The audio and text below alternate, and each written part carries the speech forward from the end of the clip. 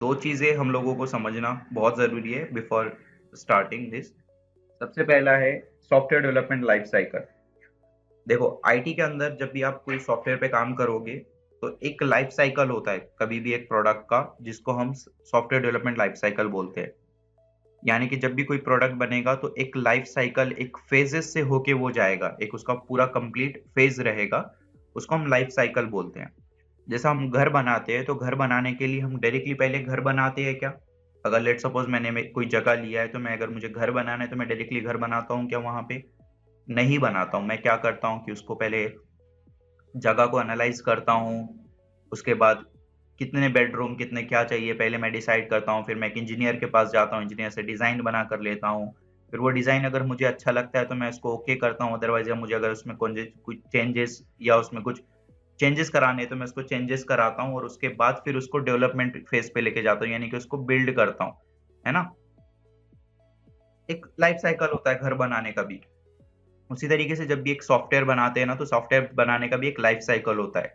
Let suppose आप में से किसी को लेट एप्लीकेशन बनाना है, तो शायद मेरे पास आए, और लेट सपोज मैं एक सॉफ्टवेयर डेवलपर हूँ तो वो मेरे पास आया और मुझे उन्होंने बोला कि मुझे एक ई कॉमर्स एप्लीकेशन बनाना है। तो मैं डायरेक्टली बनाना स्टार्ट नहीं करूंगा, मैं पहले क्या करूंगा, उनसे रिक्वायरमेंट लूंगा। अच्छा, आप ई कॉमर्स बनाना चाहते हो, बट आप क्या दिखाना चाहते हो, उस वेबसाइट पे क्या सेल करना चाहते हो, कितने कैटेगरीज के प्रोडक्ट आप सेल करना चाहते हो, आप पेमेंट के लिए क्या क्या ऑप्शन देना चाहते हो। तो पहले मैं उनसे क्या करूंगा, रिक्वायरमेंट गैदर करूंगा। यस और नो? रिक्वायरमेंट गैदर करना चाहिए कि नहीं करना चाहिए? पहले उनसे पूरी तरीके की पूरी रिक्वायरमेंट गैदर करेंगे, और उस रिक्वायरमेंट के अकॉर्डिंगली मैं कुछ फ्लो चार्ट बनाऊंगा कि यूजर आएगा, यूजर यहाँ पे क्लिक करेगा तो इधर जाएगा, उसको क्या क्या वो डिटेल ऐड करेगा, कैसे कैसे फॉर्म दिखेंगे। तो पहले मैं रिक्वायरमेंट लेने के बाद क्या करूंगा, डिजाइन दिखाऊंगा, डिजाइन बनाऊंगा पहले। ओके, डिजाइन बनाने के बाद मैं क्या करूंगा, उस डिजाइन को रिक्वायरमेंट के साथ चेक करूंगा कि वो रिक्वायरमेंट और डिजाइन मैच हो रहा है कि नहीं मैच हो रहा है। मतलब लेट सपोज मुझे बोला गया था कि जैसे ही साइन अप हो जाए उसके बाद ये बटन से होम पेज पे जाना चाहिए, तो वो सारी चीजें डिजाइन में बराबर से मेंशन है या नहीं है मैं देखूंगा।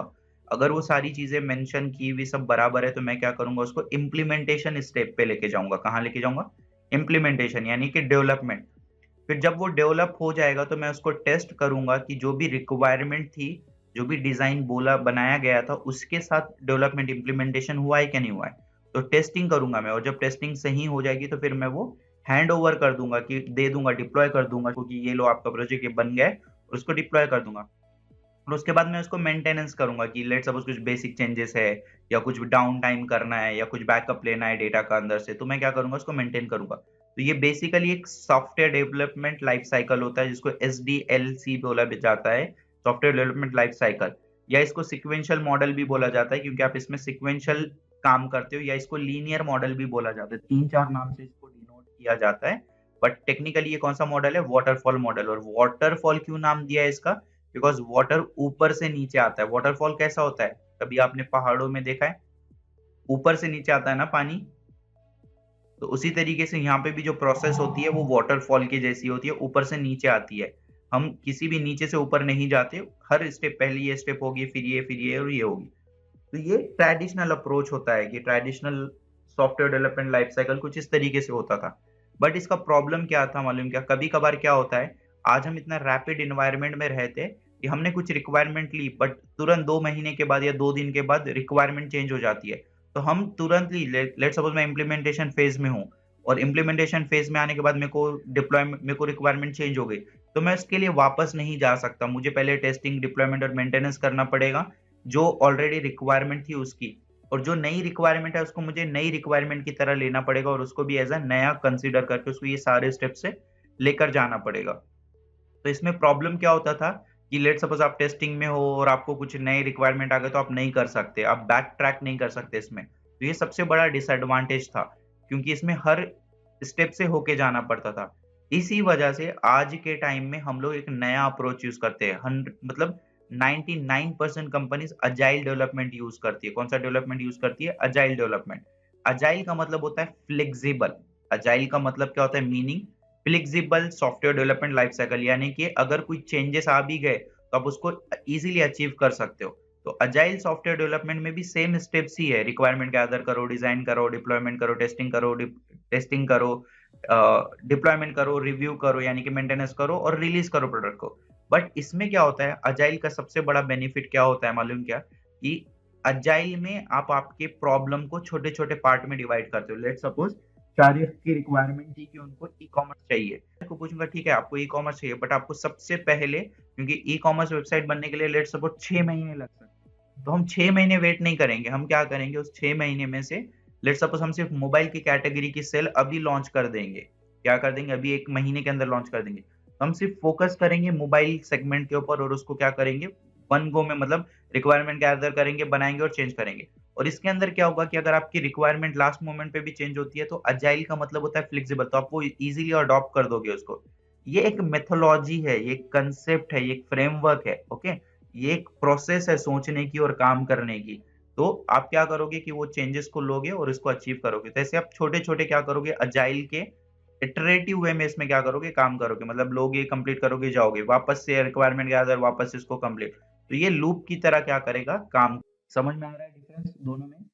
ये लीनियर वे में काम करेगा, बट ये क्या करेगा, इटरेटिव वे में, बार बार रिपीटेटिवली हर छोटे छोटे मॉडल को तुम क्या करोगे, कंप्लीट करते जाओगे। तो हम लोग जो आज कंपनी में यूज करते हैं वो अजाइल फ्रेमवर्क होता है, फ्लेक्सिबल फ्रेमवर्क होता है। आप किसी भी चेंजेस को इजीली अडॉप्ट करोगे और उसको इम्प्लीमेंट करोगे, और आप जो रिक्वेस्टर होता है उसके साथ बैठ के काम करोगे, डे टू डे बेसिस पे उसको पूछोगे कि हमारा यहाँ तक प्रोग्रेस हुआ है, इसमें कुछ चेंजेस करना है या क्या करना है। तो इससे क्या होता है कि जो एंड यूजर होते हैं या जो स्टेक होल्डर होते हैं, जो रिक्वेस्टर होते हैं, वो भी आपके साथ लूप में होते हैं, और वो भी आपके साथ क्या करते हैं, समझ में रहते हैं कि यार कहाँ तक हुआ है, कैसा हो रहा है, कैसा दिख रहा है, और वो आपको चेंजेस बता सकते हैं। तो अजाइल का मतलब होता है फ्लेक्सिबल, जो हम अभी इस डेवलपमेंट को यूज करते हैं। क्लियर है दोनों? ओके। तो अजाइल डेवलपमेंट के अलग अलग फ्रेमवर्क होते हैं। अगर आपने कभी नाम सुना होगा तो स्क्रम नाम एक सुना होगा आपने, कि स्क्रम एक होता है टूल, स्क्रम बोल के बोला जाता है, जिस जो कि अजाइल फ्रेमवर्क का एक सब पार्ट होता है, ओके। तो वो भी एक हम मॉडल यूज करते हैं, तो वो भी अजाइल का ही सब पार्ट है खाली, ओके। तो हम उस पर एक बार डिटेल में डिस्कस करेंगे बाद में कि स्क्रम क्या होता है, स्क्रम मास्टर क्या होता है, बैकलॉग टाइमिंग क्या होती है, मतलब किस तरीके से हम एक सॉफ्टवेयर डेवलपमेंट का कॉल्स को मैनेज करते हैं, वो भी हम देखेंगे बाद में, ओके। तो ये एक बेसिक अप्रोच था जो हमको समझना था कि सॉफ्टवेयर डेवलपमेंट लाइफ साइकिल कैसा होता है। तो हम यहाँ पे भी वही अप्रोच यूज करेंगे, जब भी कोई रिक्वायरमेंट आएगी हमारे पास, तो हम पहले उसकी रिक्वायरमेंट को बराबर से समझेंगे और उसको कंसेप्चुअली अंडरस्टैंड करेंगे, और फिर उसके बाद उसको इम्प्लीमेंट करेंगे। डायरेक्टली इम्प्लीमेंटेशन किसी भी रिक्वायरमेंट का हम लोग नहीं करेंगे।